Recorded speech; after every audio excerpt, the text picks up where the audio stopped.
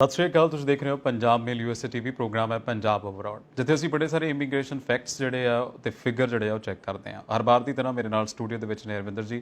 ਅਰਵਿੰਦਰ ਜੀ, ਤੁਹਾਡਾ ਸਵਾਗਤ ਹੈ। बहुत शुक्रिया खैरा साहब और सारे दर्शकों को प्यार भरी सत श्री अकाल। ਅੱਛਾ, ਅਮਰੀਕਾ ਪਹਿਲਾਂ ਬੜੇ ਸਾਰੇ ਵੀਜ਼ਾ ਦਿੱਤੇ ਆ ਔਰ ਸਭ ਤੋਂ ਜੇ ਵੱਡੇ ਨੰਬਰ ਦੀ ਗੱਲ ਕਰੀਏ ਤਾਂ ਇੰਡੀਆ ਤੋਂ ਗਿਆ ਆ ਅਮਰੀਕਾ ਦੇ ਵਿੱਚ ਪਿਛਲੇ ਕੁਝ ਸਮੇਂ ਤੋਂ। ਫਿਰ ਇੱਕ ਵਾਰ ਹੋਲਡ ਆ ਜਾਂਦਾ ਔਰ ਬਾਅਦ ਵਿੱਚ ਪਤਾ ਹੀ ਨਹੀਂ ਲੱਗਦਾ ਵੀ ਕਿੱਥੇ ਅਪਾਇੰਟਮੈਂਟਸ ਗਈਆਂ, ਕਦੋਂ ਬੁਕਿੰਗ ਆ, ਕਦੋਂ ਦੁਬਾਰਾ ਤੋਂ ਸ਼ੁਰੂ ਹੋਣਗੇ। ਆਪ ਸ਼ੋਅ ਸ਼ੁਰੂ ਕਰਨ ਤੋਂ ਪਹਿਲਾਂ ਤੁਸੀਂ ਵੈਬੀਨਾਰ ਦੀ ਗੱਲ ਕਰਦੇ ਸੀ ਵੀ ਅੱਜ ਵੈਬੀਨਾਰ ਹੋਇਆ। ਇਸ ਵੈਬੀਨਾਰ ਦੇ ਵਿੱਚ ਕੀ ਕੀ ਨਵੀਆਂ ਚੀਜ਼ਾਂ ਨੇ, ਕਿਵੇਂ ਕਿਵੇਂ ਹੋ ਸਕਦਾ ਸਭ ਕੁਝ? हाँ, अज 29 तरीक ਸਪਟੰਬਰ ਵੈਬੀਨਾਰ ਕਰੰਟ ਲਾਈਵ ਦੇ ਵਿੱਚ ਉਹਨਾਂ ਨੇ ਕਾਫੀ ਚੀਜ਼ਾਂ ਦੀ ਕਲੈਰਿਟੀ ਕੀਤੀ ਆ। ਉਹਦੇ ਚੋਂ ਕੁਝ ਜਿਹੜਾ ਮੁੱਖ ਚੀਜ਼ਾਂ ਨੇ, ਸਭ ਤੋਂ ਇੰਪੋਰਟੈਂਟ ਉਹ ਆ ਕਿ ਅੰਬੈਸੀ ਨੇ ਫਿਰ ਡਿਕਲੇਅਰ ਕੀਤਾ ਕਿ ਅਸੀਂ ਅਕਤੂਬਰ ਮਿਡ ਤੋਂ ਜੀ ਅਪਾਇੰਟਮੈਂਟਸ ਦੇ ਬਹੁਤ ਵੱਡੇ ਸਲੋਟਸ ਖੋਲਣ ਜਾ ਰਹੇ ਹਾਂ। ਸੋ ਅਕਤੂਬਰ ਮਿਡ ਮਤਲਬ ਲਗਭਗ 2 ਹਫ਼ਤਿਆਂ ਤੋਂ 2 ਹਫ਼ਤੇ ਬਾਅਦ ਤੁਹਾਡੇ ਸਲੋਟਸ ਖੁੱਲ ਜਾਣੇ। ਔਰ ਇਹ ਸਲੋਟਸ ਜਿਹੜੇ ਆ ਨਵੰਬਰ ਦਸੰਬਰ ਤੋਂ ਜਿਹੜੀਆਂ ਐਕਚੁਅਲ ਜਿਹੜੀਆਂ ਤੁਹਾਡੀਆਂ ਐਮਬੈਸੀ ਅਪਾਇੰਟਮੈਂਟਸ ਆ ਉਹ ਅਕਤੂਬਰ ਨਵੰਬਰ ਦੀਆਂ ਹੋਣਗੀਆਂ। ਰਵਿੰਦਰ ਜੀ, ਇਹ ਕਿਹੜੇ ਮਤਲਬ ਬਹੁਤ ਸਾਰੇ ਪਹਿਲਾਂ ਆਪਾਂ ਗਿਆ ਸੀ ਵੀ ਸਟੱਡੀ ਵੀਜ਼ਾ ਦੇ ਲਈ ਜਾ ਰਹੇ ਸੀਗੇ ਬੱਚੇ, ਫਿਰ ਉਸ ਤੋਂ ਬਾਅਦ ਅਸੀਂ ਦੂਸਰੇ ਦੀ ਗੱਲ ਕਰਦੇ ਹਾਂ ਕਿ H1B1 ਦੇ ਲਈ ਵੀ ਜਾ ਰਹੇ ਆ। ਇਹ ਕਿਹੜੀਆਂ ਅਪਾਇੰਟਮੈਂਟ ਹੋਣਗੀਆਂ? ਇਹ ਪਹਿਲੀ ਵਾਰੀ ਆ ਕਿ ਅੰਬੈਸੀ ਐਤਕੀ ਪੋਜ਼ਿਟਿਵ ਮੋਡ ਦੇ ਵਿੱਚ ਲੱਗੀ ਆ ਔਰ ਅੰਬੈਸੀ ਨੇ ਨਾ B1 B2 ਨੂੰ ਵੀ ਤਰਜੀਹ ਦਿੱਤੀ ਆ। ਸੋ ਟੂਰਿਜ਼ਮ ਦੀ ਗੱਲ ਕੀਤੀ ਗਈ ਹੈ। ਸੋ ਜਿਹੜੇ ਬਿਜ਼ਨਸ ਵੀਜ਼ਾਸ ਉਹਦੀ ਗੱਲ ਕੀਤੀ ਗਈ ਹੈ, ਬਿਕੋਜ਼ ਇਸ ਤੋਂ ਪਹਿਲਾਂ ਅੰਬੈਸੀ ਨੇ ਕਦੀ ਵੀ ਖੁੱਲ੍ਹ ਕੇ ਸਾਰੇ ਸਲੋਟਸ ਦੀ ਗੱਲ ਨਹੀਂ ਕੀਤੀ। ਉਦੋਂ ਜ਼ਿਆਦਾਤਰ ਸਪੈਸੀਫਿਕਲੀ ਸਟੂਡੈਂਟਸ ਦਾ ਨਾਮ ਦੇ ਕੇ F1 J1 M1 ਕੈਟਾਗਰੀਜ਼ ਦਾ ਨਾਮ ਲੈ ਕੇ H1 ਇਸ ਤਰੀਕੇ ਨਾਲ ਨਾਮ ਲੈ ਕੇ ਦੱਸੇ ਆ। ਸੋ ਐਤਕੀ ਉਹਨਾਂ ਨੇ ਵਿੱਚੋਂ ਕੁਝ ਸਵਾਲ ਜਿੰਨੇ ਵੀ ਕੋਈ ਜਿਹਨਾਂ ਨੇ ਜੁਆਇਨ ਕੀਤਾ ਪਿਆ ਵੈਬੀਨਾਰ ਸਵਾਲ ਕਰਦੇ ਨੇ। ਮੈਨੂੰ ਯਾਦ ਹੈ ਇੱਕ ਨੇ ਸਵਾਲ ਕੀਤਾ ਕਿ ਬਹੁਤ ਸਾਰੀਆਂ ਜਿਹੜੀਆਂ ਅਪਾਇੰਟਮੈਂਟ ਸਾਨੂੰ ਏਜੰਟਸ ਰਾਹੀਂ ਮਿਲਦੀਆਂ ਨੇ, ਕੀ ਐਤਕੀ ਇਦਾਂ ਹੀ ਹੋਊਗਾ ਕਿ ਸਿਰਫ ਏਜੰਟਸ ਵਾਲੀਆਂ ਅਪਾਇੰਟਮੈਂਟਸ ਮਿਲਣਗੀਆਂ, ਦੂਸਰੀਆਂ ਨਹੀਂ ਮਿਲਣਗੀਆਂ? ਤਾਂ ਅੰਬੈਸੀ ਨੇ ਉਸੇ ਟਾਈਮ ਬੜਾ ਅਗਰੈਸਿਵਲੀ ਜਵਾਬ ਦਿੱਤਾ ਕਿ ਇਹ ਸਲੋਟਸ ਬਹੁਤ ਵੱਡੀ ਤਾਦਾਦ ਦੇ ਵਿੱਚ ਹੋਣਗੇ ਤੇ ਇਹ ਸਭ ਨੂੰ ਦਿਸਣਗੇ। ਸੋ ਕਈ ਵਾਰੀ ਹੁੰਦਾ ਕਿ ਤੁਹਾਡੇ ਕੋਲ ਸਲੋਟਸ ਛੋਟੇ ਨੇ, ਜਿਹੜਾ ਬਹੁਤ ਜ਼ਿਆਦਾ ਕੋਈ ਮਿਹਨਤ ਕਰਦਾ ਅਗਰੈਸਿਵਲੀ ਸਿਰਫ ਉਹਨੂੰ ਦਿਸਦੇ ਆ। ਸੋ ਇਸ ਵਾਰੀ ਇਹ ਸਲੋਟਸ ਕਾਫੀ ਵੱਡੇ ਹੋਣਗੇ, ਵੱਡੀ ਤਾਦਾਦ ਦੇ ਵਿੱਚ ਹੋਣਗੇ, ਜਿਹਦੇ ਵਿੱਚ ਕਿ ਉਹ ਆਮ ਜਿਹਨੂੰ ਸਲੋਟਸ ਚਾਹੀਦੇ ਨੇ ਇਹ ਸਾਰੇ ਲੈ ਸਕਦੇ ਆ। ਅੱਛਾ, ਇਮੀਗ੍ਰੇਟ ਟੂ ਅਮਰੀਕਾ, ਤੁਹਾਡਾ ਕਹਿਣ ਦਾ ਮਤਲਬ ਕਿ ਆਉਂਦੇ ਦਿਨਾਂ ਨੂੰ ਫਲੈਕਸੀਬਲ ਹੋ ਜਾਊਗਾ ਔਰ ਸੌਖਾ ਹੋ ਜਾਊਗਾ? ਹਾਂ, ਕਾਫੀ, ਬਿਕੋਜ਼ ਇਸ ਤੋਂ ਇਹਨੂੰ ਅਸੀਂ ਇਸ ਸਮੇਂ ਦੇ ਜਿੱਦਾਂ ਦਾ ਜ਼ੋਰ ਹੈ ਅਸੀਂ ਇਹਨੂੰ ਕਾਫੀ ਮੰਨ ਰਹੇ ਹਾਂ ਕਿ ਜੋ ਉਹਨਾਂ ਨੇ ਕਿਹਾ ਇਹ 'ਚੋਂ ਕਾਫੀ ਚੀਜ਼ਾਂ ਮੰਨਣ ਵਾਲੀਆਂ ਨੇ। ਬਟ ਰੈਫਰਿੰਗ ਬੈਕ ਟੂ ਜੁਲਾਈ ਦੇ ਵਿੱਚ ਵੀ ਵੈਬੀਨਾਰ ਸੀ, ਉਹਦੇ ਵਿੱਚ ਇਹਨਾਂ ਨੇ ਕਿਹਾ ਸੀ ਕਿ ਅਸੀਂ ਸਪਟੰਬਰ ਦੇ ਵਿੱਚ ਓਪਨ ਕਰਨ ਜਾ ਰਹੇ ਹਾਂ। ਬਟ ਪੂਰੇ ਸਪਟੰਬਰ 'ਚ ਅਪਾਇੰਟਮੈਂਟਸ ਓਪਨ ਨਹੀਂ ਹੋਈਆਂ ਜੀ। ਮੇਬੀ ਉਹੀ ਜਿਹੜਾ ਸਪਟੰਬਰ ਵਾਲੀ ਤਿਆਰੀ ਸੀ ਉਹ ਸ਼ਾਇਦ ਪੂਰੀ ਨਹੀਂ ਸੀ। ਸੋ ਉਹਨੂੰ ਮਿਡ ਅਕਤੂਬਰ ਤੱਕ, ਸੋ ਲਗਭਗ 2 ਹਫ਼ਤੇ ਦੀ ਜਿਹੜੀ ਇਹ ਗ੍ਰੇਸ ਪੀਰੀਅਡ ਆ, ਇਹ ਸ਼ਾਇਦ ਇਸੇ ਕਰਕੇ ਹੀ ਆ ਕਿ ਅੰਬੈਸੀ ਅਗਰੈਸਿਵਲੀ ਇਹਦੇ ਉੱਪਰ ਕੰਮ ਕਰ ਰਹੀ ਹੈ। ਔਰ ਇਸ ਸਮੇਂ ਦੇ ਵਿੱਚ ਖਾਸ ਕਰਕੇ ਜਦੋਂ ਤੁਸੀਂ ਟੂਰਿਜ਼ਮ ਇੱਕ ਐਸਾ ਸੈਕਟਰ ਹੈ ਜਿਹਨੂੰ ਇਗਨੋਰ ਨਹੀਂ ਕੀਤਾ ਜਾਵੇ ਜੀ। ਦੁਨੀਆ ਦੇ ਬਹੁਤ ਸਾਰੇ ਮੁਲਕ ਜਿਹੜੇ ਆ, ਦੁਬਈ ਤੁਸੀਂ ਵੇਖ ਲਓ, ਸਿੰਗਾਪੁਰ, ਮੌਰੀਸ਼ੀਅਸ, ਬੈਂਕਾਕ, ਹਾਂਗਕਾਂਗ, ਬਹੁਤ ਸਾਰੇ ਮੁਲਕ ਨੇ ਜਿਹੜੇ ਪੂਰਾ ਯੂਰਪ ਜਿਹੜੇ ਇਕੱਲੇ ਟੂਰਿਜ਼ਮ ਦੀ ਤਾਕਤ ਤੋਂ ਬਣੇ ਆ। ਔਰ ਅਮਰੀਕਾ ਨੇ ਪਿਛਲੇ ਕੁਝ ਸਮੇਂ ਦੇ ਵਿੱਚੋਂ ਇਹਦਾ ਵੀਜ਼ਾਸ ਜਿਹੜੇ ਆ ਉਹ ਬਹੁਤ ਘਟ ਗਏ ਜਾਂ ਅਪਲਾਈ ਨਹੀਂ ਹੋਏ। ਇਸ ਸਾਲ ਦੇ ਵਿੱਚ ਅੰਕੜੇ ਕਾਫੀ ਨੇ ਕਿ ਇਸ ਸਾਲ ਦੇ ਵਿੱਚ ਟੂਰਿਸਟ ਵੀਜ਼ਾਸ ਕਾਫੀ ਦਿੱਤੇ ਨੇ। ਔਰ ਇਸ ਸਾਲ ਦੇ ਵਿੱਚ ਉਹਨਾਂ ਨੇ ਲਾਸਟ ਮੰਥ ਜਿਹੜਾ ਸੀਗਾ ਉਹਦੇ ਵਿੱਚ ਰਿਕਾਰਡ ਅਗੇਨ ਸਟੂਡੈਂਟ ਵੀਜ਼ਾਸ ਦਿੱਤੇ ਆ। ਸੋ ਵੀਜ਼ਾਸ ਨੂੰ ਡਿਲੇ ਸਿਰਫ ਕੈਟਾਗਰੀ ਵਾਈਜ਼ ਕੀਤਾ ਗਿਆ ਪ੍ਰੋਸੈਸਿੰਗ। ਸੋ ਫਾਈਨਲੀ ਜਿਹੜੀ ਕੈਟਾਗਰੀ ਦੇ ਵਿੱਚ ਸਭ ਤੋਂ ਵੱਧ ਨੰਬਰਸ ਨਿਕਲਦਾ ਆ ਉਹ ਐਕਚੁਅਲੀ ਹੈਗਾ B1 B2। ਸੋ B1 ਵੀਜ਼ਾ ਟੂਰਿਸਟ ਵੀਜ਼ਾ ਦੇ ਵਿੱਚ ਸਭ ਤੋਂ ਵੱਧ ਨੰਬਰ ਨਿਕਲਦਾ। ਨਾਨ ਇਮੀਗ੍ਰੈਂਟ ਵੀਜ਼ਾ ਜਿਹੜਾ ਲਗਭਗ 1 ਲੱਖ ਵੀਜ਼ਾਸ ਇੱਕ ਮਹੀਨੇ ਦੀ ਅੰਬੈਸੀ ਦੀ ਇਕੱਲੇ ਇੰਡੀਆ ਤੋਂ ਡਿਮਾਂਡ ਹੈ। ਅੰਬੈਸੀ 1 ਲੱਖ ਵੀਜ਼ਾ ਲਗਭਗ 1 ਮਹੀਨੇ 'ਚ ਦਿੰਦੀ ਹੈ। ਸੋ ਉਹਦੇ ਵਿੱਚੋਂ ਜਿਹੜੀ ਸਭ ਤੋਂ ਵੱਡੀ ਤਾਦਾਦ ਹੈ ਉਹ ਅਸਲ 'ਚ B1 B2 ਦੀ ਹੈ ਜੀ। ਅੱਛਾ ਰਵਿੰਦਰ ਜੀ, ਇੱਕ ਗੱਲ ਤਾਂ ਇਹ ਵੀ ਆ ਕਿ ਇਹ ਕੋਈ ਆਪਾਂ ਕਹਿ ਲਈਏ ਕਿ ਗੱਲ ਡਿਨਾਈ ਨਹੀਂ ਕੀਤੀ ਜਾ ਸਕਦੀ ਕਿ ਜਿਹੜਾ ਇੱਥੋਂ ਤੁਰਦਾ ਆ, ਪੰਜਾਬ ਤੋਂ ਜਾਂਦਾ ਆ, ਉਹਦਾ ਮਕਸਦ ਚਾਹੇ ਉਹ ਟੂਰਿਸਟ ਲਾ ਕੇ ਜਾਵੇ ਚਾਹੇ ਉਹ ਕੋਈ ਹੋਰ ਕੈਟੇਗਰੀ ਹੋਵੇ, ਮਕਸਦ ਇਹ ਹੁੰਦਾ ਕਿ ਉਹਨਾਂ ਮੁਲਕਾਂ ਦੇ ਵਿੱਚ ਸੈੱਟ ਹੋ ਜਾਵੇ। ਬਿਲਕੁਲ। ਹੁਣ ਆਪਾਂ ਸਟੂਡੈਂਟ ਤੋਂ ਗੱਲ ਕਰਦੇ ਨੇ ਕਿ ਸਟੂਡੈਂਟ ਕਿੱਦਾਂ ਅਪਲਾਈ ਕਰ ਸਕਦੇ, ਜਾਂ ਹੁਣ ਜਿਹੜੇ ਕਿਉਂਕਿ ਕਈਆਂ ਦਾ ਗੈਪ ਵੀ ਪੈ ਗਿਆ, 1 ਸਾਲ ਦਾ 2 ਸਾਲ ਦਾ ਗੈਪ ਕਿੰਨਾ ਐਕਸੈਪਟ ਹੋ ਸਕਦਾ ਆ, ਸਟੂਡੈਂਟ ਨੂੰ ਕਿਹੜੇ ਡਾਕੂਮੈਂਟ ਜਾਂ ਕਿੱਦਾਂ ਦੀ ਤਿਆਰੀ, ਕੀ ਪ੍ਰੀ ਮਾਈਂਡ ਰੱਖਣਾ ਚਾਹੀਦਾ? ਖੈਰਾ ਸਾਹਿਬ, US ਦਾ ਜਿਹੜਾ ਵੀਜ਼ਾ ਆ, ਸਟੂਡੈਂਟ ਵੀਜ਼ਾ ਖਾਸ ਕਰਕੇ ਬਾਕੀ ਮੁਲਕਾਂ ਤੋਂ ਕਾਫੀ ਸੌਖਾ ਆ। ਸੋ ਬਾਕੀ ਸਾਰੇ ਮੁਲਕ ਤੁਹਾਨੂੰ ਅਕੈਡਮਿਕਲੀ ਜੱਜ ਕਰਦੇ ਆ, ਤੁਹਾਡੇ ਪਰਸੈਂਟੇਜ ਸਕੋਰਿੰਗ, ਤੁਹਾਡੇ ਮਾਰਕ ਸ਼ੀਟਸ ਤੁਹਾਡੇ, ਈਵਨ ਉਸ ਤੋਂ ਬਾਅਦ ਆਈਲੈਟਸ ਦਾ ਸਕੋਰ, ਟੋਫਲ ਦਾ ਸਕੋਰ। ਸੋ ਤੁਹਾਡੇ ਉੱਥੇ ਬਾਕੀ ਐਮਬੈਸੀਜ਼ ਦੀ ਵਰਕਿੰਗ ਕੀ ਆ, ਸਪੈਸ਼ਲੀ ਕੈਨੇਡਾ ਦੀ ਹੋਗੀ, ਆਸਟ੍ਰੇਲੀਆ ਦੀ ਹੋਗੀ, ਯੂਕੇ ਦੀ ਹੋਗੀ, ਸਾਰੇ ਤੁਹਾਡੀ ਜਜਮੈਂਟ ਦਾ ਫਾਰਮੂਲਾ ਕਿ ਨੰਬਰ ਚੰਗੇ, ਨੰਬਰ ਮਾੜੇ, ਨੰਬਰ ਚੰਗੇ, ਨੰਬਰ ਮਾੜੇ, ਗੈਪ ਹੈਗਾ, ਫਲਾਨਾ ਹੈਗਾ, ਤੇ ਉਹਦੇ according visa officer one sided ਫੈਸਲਾ ਲੈ ਲੈਂਦਾ ਹੈ ਜੀ। ਯੂਐਸ ਐਮਬੈਸੀ ਦੇ ਕੰਮ ਕਰਨ ਦਾ ਤਰੀਕਾ ਬਹੁਤ ਸਿੰਪਲ ਹੈ ਕਿ ਇਹਦੇ ਜਦੋਂ ਸਟੂਡੈਂਟ ਦੀ ਇੰਟਰਵਿਊ ਹੋ ਰਹੀ ਉਦੋਂ ਕਾਗਜ਼ ਵੀਜ਼ਾ ਆਫੀਸਰ ਦੇ ਸਾਹਮਣੇ ਨਹੀਂ ਸਾਈਡ ਤੇ ਰੱਖਦੇ। ਸੋ ਵੀਜ਼ਾ ਆਫੀਸਰ ਬੇਸਿਕਲੀ ਸਟੂਡੈਂਟ ਦੇ ਨਾਲ ਗੱਲਬਾਤ ਕਰਦਾ, ਕਮਿਊਨੀਕੇਟ ਕਰਦਾ। ਸੋ ਅਗਰ ਸਟੂਡੈਂਟ ਨੂੰ ਗੱਲਬਾਤ ਕਰਨੀ ਆਉਂਦੀ ਹੈ, ਅਗਰ ਸਟੂਡੈਂਟ ਨੂੰ ਵਕੀਲ ਬਣ ਕੇ ਆਪਣਾ ਪੱਖ ਰੱਖਣਾ ਆਉਂਦਾ ਹੈ, ਤੇ ਇਹ ਦੁਨੀਆ ਦਾ ਪਹਿਲਾ ਵੀਜ਼ਾ ਜਿਹੜਾ ਤੁਸੀਂ ਸਿਰਫ ਗੱਲਾਂ ਬਾਤੀ ਲੈ ਸਕਦੇ ਹੋ। ਮਤਲਬ ਇਹਦੇ ਵਿੱਚ ਕੋਈ ਹੋਰ ਕੋਈ ਇੰਟਰਵਿਊ ਜਿਹਨੂੰ ਅਸੀਂ ਕਹਿੰਦੇ ਹਾਂ ਐਗਜ਼ੈਕਟਲੀ। ਔਰ ਉਹਦੇ ਚ ਸਭ ਤੋਂ ਇੰਪੋਰਟੈਂਟ ਹੈਗੀ ਤੁਹਾਡੀ ਕਮਿਊਨੀਕੇਸ਼ਨ। ਸੋ ਬਿਨਾ ਅੰਗਰੇਜ਼ੀ ਤੋਂ ਤੁਸੀਂ ਮਸ਼ਹੂਰੀ ਸੁਣੋਗੇ ਕਿ ਬਿਨਾ ਆਇਲਸ ਤੋਂ ਵੀਜ਼ਾ ਪ੍ਰੋਸੈਸ ਹੋ ਜਾਂਦਾ, ਬਟ ਬਿਨਾ ਅੰਗਰੇਜ਼ੀ ਤੋਂ ਨਹੀਂ ਹੁੰਦਾ। ਸੋ ਲੈਂਗੁਏਜ ਅਬਿਲਿਟੀ ਜਿਹੜੀ ਸਟੂਡੈਂਟ ਦੀ ਉਹ ਜ਼ਰੂਰੀ ਹੈ। ਸੋ ਅਗਰ ਸਟੂਡੈਂਟ ਲੌਜੀਕਲੀ ਅੰਬੈਸੀ ਦੇ ਵਿੱਚ ਗੱਲਬਾਤ ਕਰ ਪਾਉਂਦਾ ਆ ਤਾਂ ਵੀਜ਼ਾ ਆਫਿਸਰ ਉਸੇ time on the spot visa grant ਕਰ ਦਿੰਦਾ ਹੈ। ਸੋ ਇਹ ਥੋੜੀ ਜਿਹੀ ਵਹਿਮਾਂ ਤੋਂ ਲੰਬੇ ਅੰਬੈਸੀ ਹੈ। ਸੋ ਅਗਰ ਤੁਹਾਡਾ ਵੀਜ਼ਾ ਅਪਰੂਵ ਹੋਇਆ, ਉਹਦੀ ਡਿਊਰੇਸ਼ਨ ਤੁਸੀਂ ਵੇਖੋ ਕਿੰਨੀ ਲੰਬੀ ਹੈ। ਦੁਨੀਆ ਦੇ ਕਿਸੇ ਵੀ ਕੰਟਰੀ ਦਾ ਵੀਜ਼ਾ ਦੀ ਡਿਊਰੇਸ਼ਨ ਇੰਨੀ ਲੰਬੀ ਨਹੀਂ ਹੁੰਦੀ। ਦੁਬਈ 골ਡਨ ਵੀਜ਼ਾ ਕਹਿ ਕੇ ਵੀਜ਼ਾ ਦਿੰਦਾ ਹੈ 10 ਸਾਲ ਦਾ ਜੀ। ਤੇ ਇੱਥੇ ਮਾੜੇ ਤੋਂ ਮਾੜੇ ਬੰਦੇ ਨੂੰ ਆਮ ਤੋਂ ਆਮ ਜਿਹੜਾ ਸਾਡੀ ਕੈਟਾਗਰੀ ਹੈ, ਜਿਹੜੀ B1 B2 ਸਭ ਤੋਂ ਛੋਟੀ ਕੈਟਾਗਰੀ ਜਿਹਨੂੰ ਸਿਰਫ ਘੁੰਮਣ ਜਾਣਾ, ਉਹ ਵੀ 10 ਸਾਲ ਦਾ ਹੈ। ਅੱਛਾ, ਮਤਲਬ ਇਹ ਵੀ ਬਹੁਤ ਹੈ।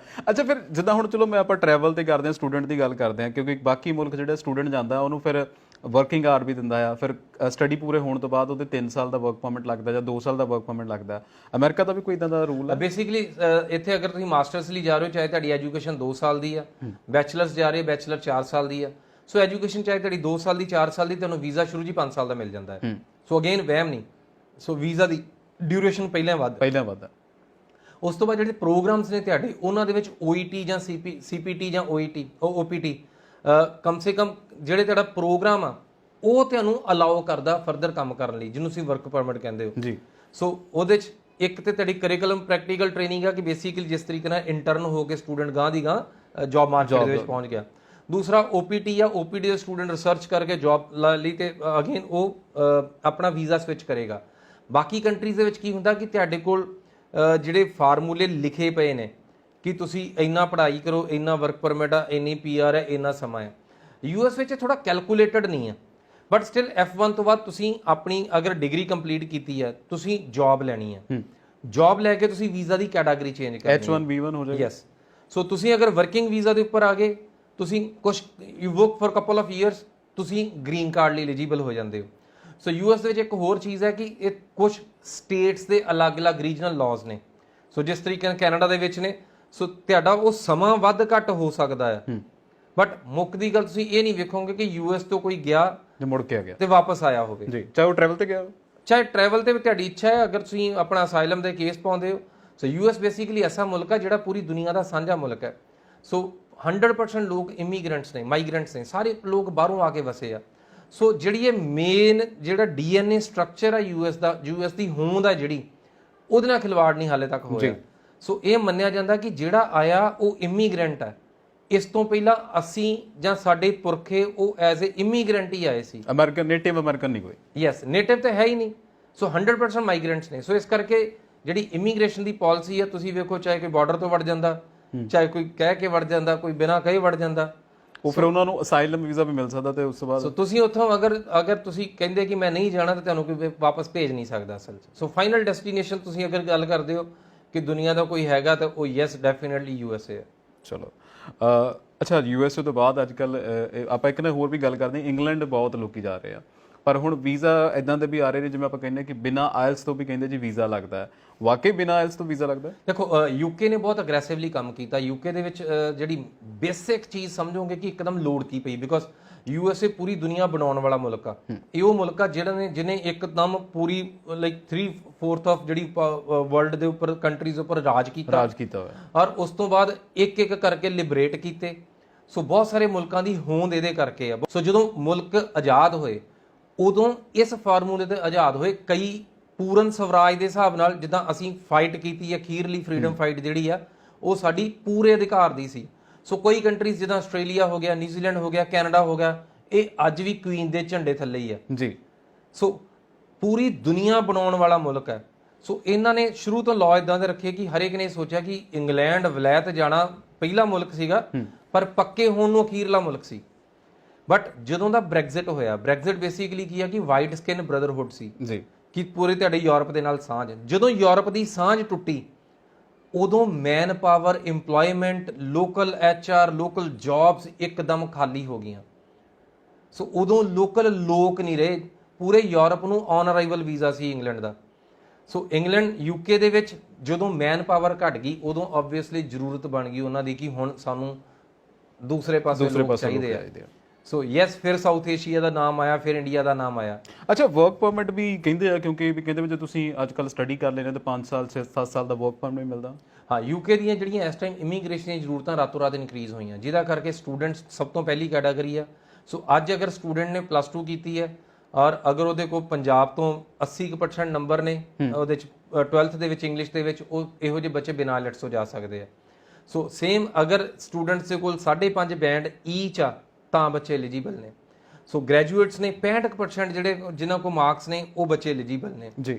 ਨਹੀਂ ਤਾਂ ਬੇਸਿਕ ਫਾਰਮੂਲਾ ਆ 43 ਈਚ PDE ਦਾ, 5.5 ਈਚ IELTS ਦਾ, 6 ਜਾਂ ਓਵਰਆਲ ਆ ਜਾਵੇ।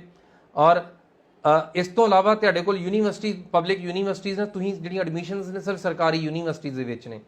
ਔਰ ਵੀਜ਼ਾ ਸਕਸੈਸ ਤੁਸੀਂ ਯਕੀਨ ਮੰਨੋ ਲਗਭਗ ਕਲੋਜ਼ ਟੂ 100% ਆ ਜੀ।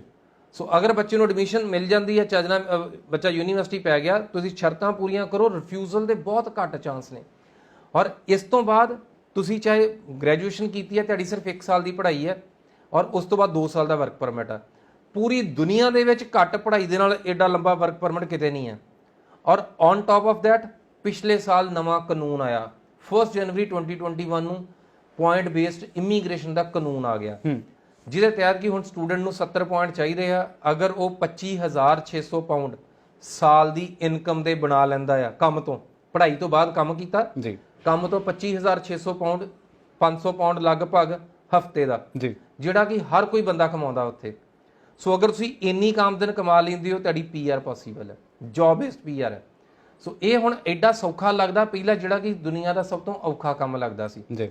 ਔਰ ਇਹਦੇ ਨਾਲ ਨਾਲ ਬਹੁਤ ਸਾਰੇ ਸੈਕਟਰਸ ਨੇ ਜਿੱਥੇ ਡਾਇਰੈਕਟ ਜੌਬਸ ਨੇ। ਅੱਜ ਕੱਲ ਜੌਬਸ ਬਾਹਰ ਲੈਣ ਲਈ ਥੋੜੀਆਂ ਜਿਹੀਆਂ ਔਖੀਆਂ ਨੇ, ਬਿਕੋਜ਼ ਲੋਕਲਸ ਦੀ ਹੈਲਪ ਤੋਂ ਬਿਨਾ ਥੋੜਾ ਮੁਸ਼ਕਲ ਹੈ, ਬਟ ਐਜੂਕੇਸ਼ਨ ਕਿਸੇ ਦੀ ਹੈਲਪ ਤੋਂ ਬਿਨਾ ਤੁਸੀਂ ਜਾ ਸਕਦੇ ਹੋ। ਸੋ UK ਇੱਕ ਉਹ ਮੁਲਕ ਆ ਜਿਹਨੇ ਜਿਹੜਾ ਲਾਈਕ ਇਸ ਟਾਈਮ ਵੀ 4th ਲਾਰਜੈਸਟ ਵਰਲਡ ਦੀ ਇਕਨੋਮੀ ਆ। ਅੱਛਾ, ਬਹੁਤ ਸਾਰੇ ਲੋਕ ਕਹਿੰਦੇ ਆ ਕਿ UK ਦੇ ਵਿੱਚ ਤੁਸੀਂ ਤੁਹਾਡਾ ਜਿਹੜਾ ਬਜਟ ਹੈ ਜਿਹੜਾ ਉਹ ਕੈਨੇਡਾ ਦੇ ਲਗਭਗ ਬਰਾਬਰ ਆ ਜਾਂਦਾ, 17-18 ਲੱਖ। ਵਾਕਈ ਇਹਦਾ ਬਜਟ ਕੈਨੇਡਾ ਜਿਹੜੀ ਐਵਰੇਜ ਫੀਸ ਆ ਉਹ ਥੋੜੀ ਵੱਧ ਹੈ ਅਸਲ 'ਚ, ਹਾਲਾਂਕਿ ਇੱਥੇ GIC ਨਹੀਂ ਜਾਂਦਾ, ਬਟ ਫਿਰ ਵੀ ਜਿਹੜੀ ਤੁਹਾਡੀ ਫੀਸ ਹੈ, ਟਿਊਸ਼ਨ ਫੀਸ ਹੈ, ਉਹ 9,000 ਪਾਉਂਡ ਤੋਂ ਸ਼ੁਰੂ ਹੋ ਕੇ 15-16,000 ਪਾਉਂਡ ਤੱਕ ਹੈ। ਇੱਕ ਸਮੈਸਟਰ? ਨਹੀਂ, 1 ਸਾਲ ਦੀ। 1 ਸਾਲ ਦੀ ਮਤਲਬ 9 ਲੱਖ ਰੁਪਇਆ ਸਾਲ ਦੀ ਫੀਸ ਤੋਂ ਲੈ ਕੇ 16-17 ਲੱਖ ਤੱਕ ਤੁਹਾਡੀ ਫੀਸ ਚੱਲ ਜਾਂਦੀ ਹੈ ਜੀ। ਸੋ ਐਵਰੇਜ ਫੀਸ ਜਿਹੜੀ ਆ 12-14-15 ਲੱਖ ਦੇ ਆਸ-ਪਾਸ ਇੱਕ ਸਟੂਡੈਂਟ ਦੀ ਰਹਿੰਦੀ ਹੈ। ਕੈਨੇਡਾ ਦੀ ਫੀਸ ਜਿਹੜੀ ਹੈ ਲਗਭਗ 17-18 ਹਜ਼ਾਰ ਡਾਲਰ ਹੈ, ਪਰ ਉਹਦੇ ਨਾਲ GIC ਜਾਂਦਾ ਆ, ਇਸ ਕਰਕੇ ਉਹਦਾ ਬਜਟ ਜ਼ਿਆਦਾ ਹੋ ਗਿਆ।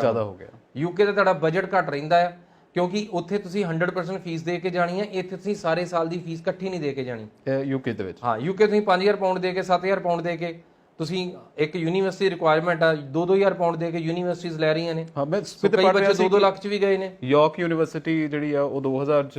ਹਾਂ, ਉਹਦੇ ਚ ਹੁਣ ਇੱਕ ਦਿੱਕਤ ਆਉਣ ਲੱਗ ਪਈ ਕਿ ਪੰਜਾਬ ਦੇ ਸਟੂਡੈਂਟਸ ਲਈ ਕੁਝ ਸਕੀਮਾਂ ਬੰਦ ਹੋਈ ਜਾਂਦੀਆਂ ਜੀ, ਖਾਸ ਕਰਕੇ ਕਿਉਂਕਿ ਸਾਡੇ ਬੱਚੇ ਇੱਥੋਂ ਲਾਈਕ ਜਿੰਨਾ ਖਰਚਾ ਕਰਕੇ ਗਏ 2,000 ਪਾਉਂਡ ਫੀਸ ਪੇ ਕੀਤੀ, ਉਸ ਤੋਂ ਬਾਅਦ ਯੂਨੀਵਰਸਿਟੀ ਅਟੈਂਡ ਨਹੀਂ ਕਰਦੇ। ਬੱਚਿਆਂ ਨੂੰ ਮਾਪੇ ਪੁਰਾਣੀ ਸਾਈਕੋਲੋਜੀ ਨਾਲ ਭੇਜਦੇ ਕਿ ਇੱਥੇ ਕਿਹੜਾ PR ਹੋਣੀ ਆ, ਕੀ ਲੋੜ ਹੈ ਇੱਥੇ ਜਾਣ ਦੀ। ਸੋ ਬੱਚੇ ਅੱਜ ਕੱਲ ਅਗਰ ਪੜ੍ਹਨ, PR ਪੋਸੀਬਲ ਹੈ, ਬਟ ਸਾਈਕੋਲੋਜੀ ਇਹ ਹੈ ਕਿ ਅਸੀਂ ਇੰਗਲੈਂਡ ਜਦੋਂ ਵੀ ਗਏ ਆ, ਵਲਾਇਤ ਜਦੋਂ ਵੀ ਗਏ ਆ, ਅਸੀਂ ਕਦੇ ਪੱਕੇ ਹੋਣ ਵਾਲਾ ਰਾਹ ਫੜਿਆ ਨਹੀਂ ਜੀ। ਸੋ ਮਾਂ-ਬਾਪ ਨੇ ਇੱਕੋ ਚੀਜ਼ ਕਰਕੇ ਭੇਜੀ ਕਿ ਜਾ ਪੈਸੇ ਕਮਾ ਵਾਪਸ ਉੱਠ। ਸੋ ਉਹ ਸਾਈਕੋਲੋਜੀ ਬੱਚਿਆਂ ਦੇ ਉੱਪਰ ਹਾਵੀ ਆ। ਬੱਚੇ ਨੂੰ 2-4 ਹਜ਼ਾਰ ਪਾਉਂਡ ਦੀ ਯੂਨੀਵਰਸਿਟੀ ਦਿੱਤਾ, ਉਸ ਤੋਂ ਬਾਅਦ ਯੂਨੀਵਰਸਿਟੀ ਗਿਆ ਨਹੀਂ, ਯੂਨੀਵਰਸਿਟੀ ਦੀ 15,000 ਪਾਉਂਡ ਫੀਸ ਸੀ, ਸੋ ਉਹਦੀ 10-12 ਹਜ਼ਾਰ ਪਾਉਂਡ ਫੀਸ ਆਈ ਨਹੀਂ ਜੀ। ਫਿਰ ਵੇਖਿਆ ਜਾਂਦਾ ਕਿ 70 ਸੀਟਾਂ ਸੀ, 70 ਦੇ ਵਿੱਚੋਂ ਜਿਹੜੇ 40 ਆ ਉਹ ਪੰਜਾਬ ਦੇ ਨੇ, ਇਹ ਨਹੀਂ ਵਾਪਸ ਆਏ। ਸੋ ਅਗਲੀ ਵਾਰੀ ਯੂਨੀਵਰਸਿਟੀ ਫਾਰਮੂਲਾ ਬਣਾ ਲੈਂਦੀ ਕਿ ਪੰਜਾਬ ਤੋਂ ਰਿਕਰੂਟਮੈਂਟ ਘੱਟ ਕਰ ਲਓ, ਕਿਉਂਕਿ ਉਹਨਾਂ ਲਈ ਤਾਂ ਪੂਰੀ ਦੁਨੀਆ ਓਪਨ ਹੈ। ਵਾਕਈ ਬੰਗਲਾਦੇਸ਼ ਤੋਂ ਲੈ ਲਓ, ਨੇਪਾਲ ਤੋਂ ਲੈ ਲਓ, ਸਾਊਥ ਇੰਡੀਆ ਤੋਂ ਲੈ ਲਓ, ਸੋ ਤੁਸੀਂ ਚਾਹੇ ਕੈਰੇਬੀਅਨਸ ਤੋਂ ਲੈ ਲਓ, ਸਾਊਥ ਅਮਰੀਕਾ ਤੋਂ ਲੈ ਲਓ, ਪੂਰੀ ਦੁਨੀਆ 'ਚ ਮਾਈਗ੍ਰੈਂਟਸ ਨੇ, ਪੂਰੀ ਦੁਨੀਆ 'ਚ ਮਾਈਗ੍ਰੈਂਟਸ ਨੇ ਜਿਹੜੇ ਅਲੱਗ-ਅਲੱਗ ਕੰਟਰੀਜ਼ ਜਾਣਾ ਚਾਹੁੰਦੇ ਆ ਜੀ।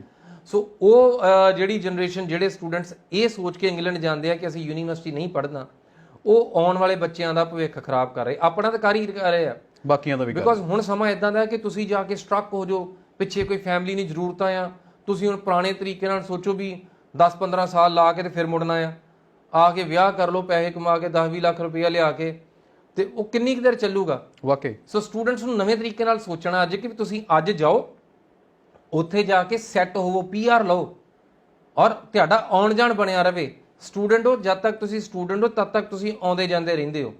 PR ਦੇ ਮੌਕੇ ਬਹੁਤ ਰਹਿਣੇ ਆ ਇੱਥੇ, ਸੋ ਇਹਨੂੰ ਸਿਰਫ ਥੋੜਾ ਟਰਸਟ ਕਰੋ, ਥੋੜੀ ਰਿਸਰਚ ਕਰੋ, ਬਿਕੋਜ਼ UK ਦੀ ਐਜੂਕੇਸ਼ਨ ਪੂਰੀ ਦੁਨੀਆ ਦੀ ਮੇਰੀ ਨਜ਼ਰਾਂ ਦੇ ਵਿੱਚ ਨੰਬਰ 1 ਜਿਹੜੀ ਕੁਆਲਿਟੀ ਐਜੂਕੇਸ਼ਨ ਕਿਉਂਕਿ ਅਸੀਂ ਦੇਖਿਆ ਸਾਡੇ ਇੰਡੀਅਨ ਰਾਜੇ ਮਹਾਰਾਜੇ ਜਾਂ ਕਿਸੇ ਹੋਰ ਦੇ ਉਹ ਆਪਣੇ ਸਾਰੇ ਉੱਥੇ ਪੜ੍ਹਦੇ UK ਪੜ੍ਹਦੇ ਆ। ਉਹਦਾ ਕਾਰਨ ਹੀ ਇਹ ਹੈ ਕਿ ਯੂਨੀਵਰਸਿਟੀਜ਼ ਦੀ ਜਿਹੜੀ ਕੈਂਪਸ ਪਲੇਸਮੈਂਟ ਹੈ ਮੋਰ ਦੈਨ 90% ਹੈ, ਔਰ ਉਹ ਵੀ ਸੇਮ ਫੀਲਡ ਦੇ ਵਿੱਚ ਜਿਹੜੀ ਤੁਸੀਂ ਹਾਇਰ ਐਜੂਕੇਸ਼ਨ ਕੀਤੀ ਹੈ, ਤੁਸੀਂ ਉਸੇ ਹੀ ਸਪੈਸੀਫਿਕ ਕੋਰਸ ਦੇ ਵਿੱਚ, ਉਸੇ ਸਪੈਸੀਫਿਕ ਦੇ ਵਿੱਚ ਤੁਸੀਂ ਜਾ ਕੇ ਕੈਰੀਅਰ ਲੱਭ ਲਿਆ। ਇਹ तमाम ਯੂਨੀਵਰਸਿਟੀਆਂ, ਹੁਣ ਸਾਡੇ ਬੱਚੇ ਕੈਨੇਡਾ ਜਾਂਦੇ ਆ, ਚਲਾਉਂਦੇ ਸਾਰੇ ਟਰਾਲੇ ਆ, ਆਸਟ੍ਰੇਲੀਆ ਜਾਂਦੇ ਆ, ਚਲਾਉਂਦੇ ਸਾਰੇ ਟੈਕਸੀ ਆ। ਇੱਥੇ ਪੋਸੀਬਲ ਹੈ ਕਿ ਤੁਸੀਂ ਜਿਹੜੀ ਪੜ੍ਹਾਈ ਪੜ੍ਹੀ ਆ, ਤੁਸੀਂ ਉਸ ਪੜ੍ਹਾਈ 'ਚ ਕੈਰੀਅਰ ਲੈ ਸਕਦੇ ਹੋ। ਪਰ ਰਵਿੰਦਰ ਜੀ, ਫਰਕ ਤੇ ਇੰਨਾ ਵੀ ਹੈਗਾ ਵੀ ਚਲੋ ਇੱਥੇ ਤੁਹਾਨੂੰ ਆਪ ਨੂੰ ਵੀ ਘਾਲਣੀ ਪੈਣੀ ਹੈ, ਤੁਹਾਨੂੰ ਉਹਨਾਂ ਦੇ ਸਟੈਂਡਰਡ ਨਾਲ ਤਾਂ ਮੈਚ ਕਰਨਾ ਹੀ ਪੈਣਾ ਚਾਹੇ। ਅੱਛਾ, ਕਿੰਨੇ ਡੇਜ਼ ਵੀਕ ਤੇ ਕਲਾਸਿਸ ਹੁੰਦੀ ਨਾਰਮਲੀ? ਨਾਰਮਲੀ 15 ਤੋਂ 20 ਘੰਟੇ ਦੀ ਕਲਾਸ ਹੈ ਇੱਕ ਵੀਕ ਦੀ, ਔਰ ਯੂਨੀਵਰਸਿਟੀ ਤੋਂ ਤੁਹਾਨੂੰ ਸਕੇਡਿਊਲ ਦਿੰਦੀਆਂ ਨੇ। ਯੂਨੀਵਰਸਿਟੀਜ਼ ਉਹਦੇ ਹਿਸਾਬ ਨਾਲ ਤੁਹਾਨੂੰ 2 ਦਿਨ 3 ਦਿਨ ਇਸ ਤਰੀਕੇ ਨਾਲ ਸ਼ਡਿਊਲ ਦੇ ਦਿੰਦੀਆਂ ਨੇ। ਸੋ ਰੈਸਟ ਆਫ ਦਾ ਵੀਕ ਤੁਹਾਡੇ ਕੋਲ ਕੰਮ ਕਰਨ ਨੂੰ। ਅੱਛਾ, ਤੁਸੀਂ ਕਿੰਨੇ ਆਰ ਕਰ ਸਕਦੇ ਆ ਕੰਮ? ਮਤਲਬ ਤੈਨੂੰ 20 ਅਸਲ 40 ਘੰਟੇ ਗੋਰੇ ਮੰਨਦੇ ਨੇ ਕਿ ਇੱਕ ਬੰਦੇ ਦੀ ਜੇਬ 'ਚ ਹੁੰਦੇ ਆ, ਉਹ 'ਚੋਂ 20 ਅਗਰ ਪੜ੍ਹਾਈ ਤੇ ਲੱਗ ਗਏ, ਉਹਦੀ ਜੇਬ 'ਚ ਬਚੇ 20 ਜੀ। ਸੋ ਸੈਟਰਡੇ ਸੰਡੇ ਤਾਂ ਕਾਊਂਟ ਨਹੀਂ ਕਰਦੇ। ਸੋ ਉਹਨਾਂ ਦਾ ਆਪਣਾ ਫਾਰਮੂਲਾ ਹੈ ਕਿ 8 ਘੰਟੇ ਪਰ ਡੇ 5 ਦਿਨ ਹਫਤੇ 'ਚ, ਸ਼ਨੀ ਐਤਵਾਰ ਤੱਕ ਹਫਤੇ 'ਚ ਹੁੰਦਾ ਹੀ ਨਹੀਂ, ਉਹ ਤਾਂ ਛੁੱਟੀ 'ਚ ਹੁੰਦਾ। ਸੋ 8 5 40 ਘੰਟੇ ਬੰਦੇ ਦੀ ਜੇਬ 'ਚ ਆ, ਉਹ 'ਚੋਂ 20 ਅਗਰ ਯੂਨੀਵਰਸਿਟੀ ਨੂੰ ਚਾਹੀਦੇ ਤਾਂ ਤੁਹਾਡੇ ਕੋਲ ਬਚੇ ਕਿੰਨੇ? 20 ਘੰਟੇ। ਸੋ ਇਹ ਉਹ ਕੈਲਕੂਲੇਸ਼ਨ ਜਿਹੜੀ ਅਸੀਂ ਹਮੇਸ਼ਾ ਸੁਣੀ ਹੈ ਕਿ ਤੁਹਾਨੂੰ ਕੰਮ ਕਰਨਾ ਕਿੰਨਾ ਲਾਊਡ ਹੈ? 20 ਘੰਟੇ। 20 ਘੰਟੇ ਤੁਸੀਂ ਸੈਟਰਡੇ ਸੰਡੇ ਵੀ ਕਰ ਸਕਦੇ 20 ਘੰਟੇ ਲੀਗੈਲਿਟੀ 'ਚ ਪੋਸੀਬਲ ਹੈ, ਬਾਕੀ ਬੱਚੇ ਤਾਂ ਹਮੇਸ਼ਾ ਕੰਮ ਕਰਦੇ ਹੀ ਆ, ਵਾਕਈ ਸੈਟਰਡੇ ਸੰਡੇ ਵੀ ਕੰਮ ਕਰਦੇ ਆ ਜੀ। ਸੋ ਤੁਸੀਂ ਗੋਰੇ ਕਿਸੇ ਨੂੰ ਪੁੱਛੋ ਵੀ ਤੂੰ ਐਕਸਟਰਾ ਕੰਮ ਕਰੇਗਾ ਤਾਂ ਮੈਂ ਡਬਲ ਪੇ ਕਰੂੰ, ਉਹਨੇ ਕਹਿਣਾ ਸਾਡੀ ਡਿਕਸ਼ਨਰੀ 'ਚ ਹੈ ਨਹੀਂ। ਵੀਕਐਂਡ ਤੇ ਤਾਂ ਵੈਸੇ ਵੀ ਨਹੀਂ ਉਹ ਕਰਦੇ, ਸਾਡੀ ਡਿਕਸ਼ਨਰੀ 'ਚ ਹੈ ਨਹੀਂ ਆ। ਸਾਡੇ ਬੱਚਿਆਂ ਨੂੰ ਕੰਮ ਮਿਲੇ, ਇਹ ਕੰਮ ਲਈ ਜਾਂਦੇ ਆ, ਕਿਉਂ ਨਹੀਂ ਕੰਮ ਕਰਦੇ? ਭੱਜ ਕੇ ਕੰਮ ਕਰਦੇ ਆ। ਅੱਛਾ, ਇੰਗਲੈਂਡ ਤੋਂ ਹੁਣ ਆਪਾਂ ਕੈਨੇਡਾ ਵੱਲ ਪਹੁੰਚ ਜਾਂਦੇ ਹਾਂ, ਕਿਉਂਕਿ ਮਤਲਬ ਹੁਣ ਬੜਾ ਸਾਰਾ ਰੂਮਰ ਸੀ ਵੀ ਕੈਨੇਡਾ ਬੰਦ ਹੋ ਗਿਆ। ਪਹਿਲਾਂ ਤਾਂ ਇਹ ਕਲੀਅਰ ਕਰ ਲਈਏ ਕਿ ਕੈਨੇਡਾ ਵਾਕਈ ਬੰਦ ਹੋ ਗਿਆ। ਨਹੀਂ, ਕੈਨੇਡਾ ਆਉਣ ਵਾਲੇ ਕਈ ਸਾਲਾਂ 'ਚ ਬੰਦ ਨਹੀਂ ਹੋਣ ਵਾਲਾ।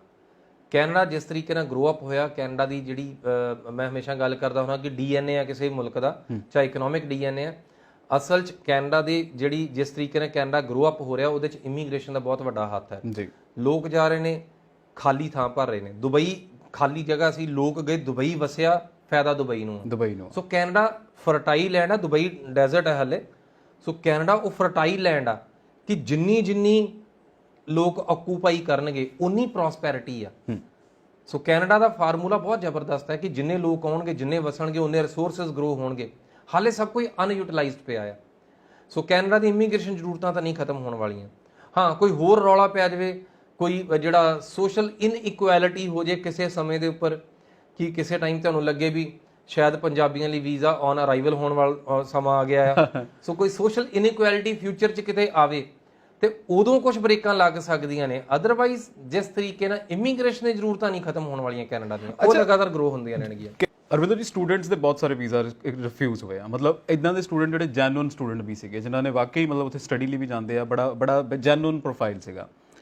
ਹੁਣ ਇਦਾਂ ਲੱਗਦਾ ਕਿ ਫਿਰ ਉਸ ਤੋਂ ਬਾਅਦ ਇਹ ਨਿਊ ਰੂਮਰ ਸ਼ੁਰੂ ਹੋਏ ਸੀਗੇ ਕਿ ਸਟੂਡੈਂਟ ਜਿਹੜਾ ਕੈਨੇਡਾ ਬੰਦ ਹੋ ਗਿਆ। ਬਿਲਕੁਲ ਸਹੀ ਹੈ, ਇਹ ਖਬਰ 'ਚ ਕੋਈ ਦੂਜੀ ਰਾਏ ਨਹੀਂ ਹੈਗੀ। ਅਸਲ 'ਚ ਕੀ ਹੈ, ਕੈਨੇਡਾ ਦੇ ਕੋਲੋਂ ਬੈਕਲੌਗ ਇੱਕ ਵਾਰੀ ਜ਼ਿਆਦਾ ਗਰੋ ਹੋ ਗਿਆ, 25 ਲੱਖ ਤੱਕ ਬੈਕਲੌਗ ਹੋ ਗਿਆ।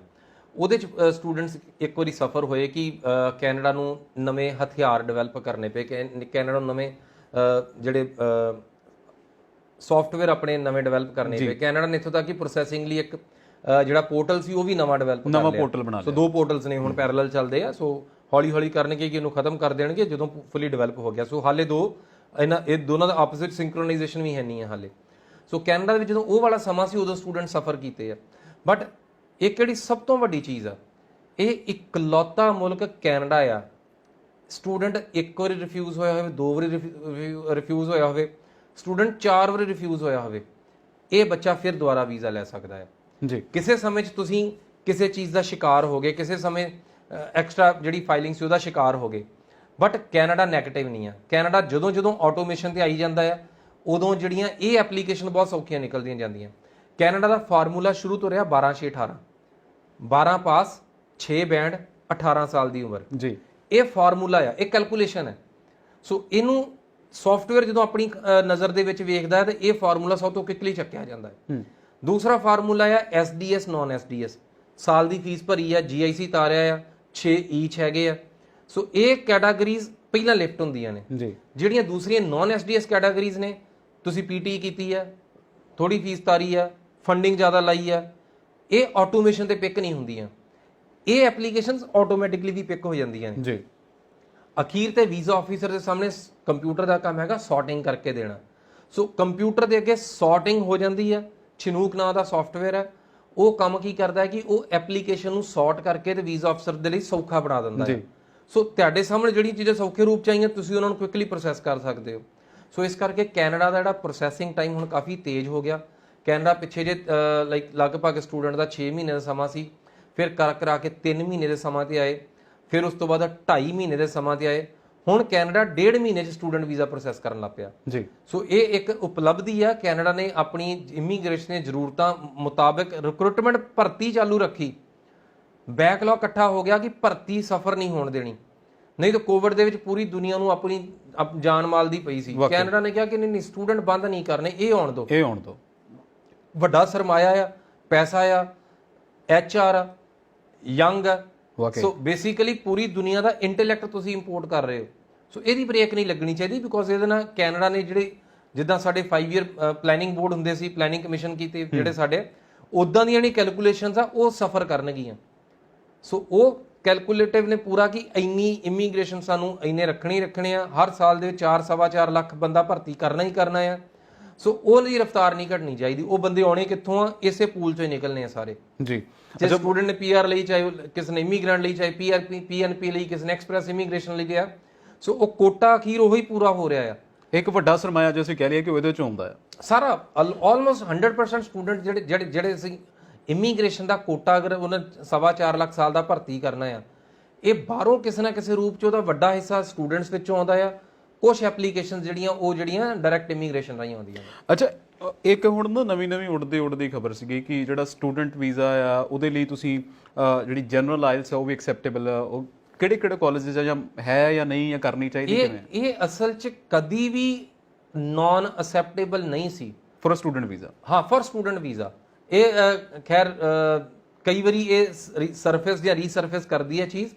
ਜਦੋਂ ਦਾ SDS ਸਟਰੀਮ ਬਣੀ ਆ, ਜਦੋਂ ਦੀ SDS ਕੈਟਾਗਰੀ ਆਈ ਆ, ਪਹਿਲੇ ਦਿਨ ਤੋਂ ਅਗਰ ਸਟੂਡੈਂਟਸ ਨੇ ਜਰਨਲ ਆਇਲਟਸ ਵੀ ਕੀਤੀ ਆ, ਉਹਦੇ ਰਾਹੀਂ ਸਟੂਡੈਂਟਸ SDS ਸਟਰੀਮ ਦੇ ਵਿੱਚ ਜਾ ਸਕਦਾ ਜੀ। ਹੁਣ ਇਹ ਲਿਖਿਆ ਹੋਇਆ ਹੈ, ਬਟ ਬਹੁਤ ਸਾਰੇ ਕਾਲਜਸ, ਕਿਉਂਕਿ ਜਦੋਂ SPP ਹੁੰਦਾ ਸੀ, ਸਟੂਡੈਂਟ ਪਾਰਟਨਰਸ ਪ੍ਰੋਗਰਾਮ, ਜਿਹੜਾ SPP ਦੇ ਵਿੱਚ ਜਿਹੜਾ ਆ ਇਹ ਉਹਦੇ ਵਿੱਚ ਐਕਸੈਪਟੇਬਲ ਨਹੀਂ ਸੀ।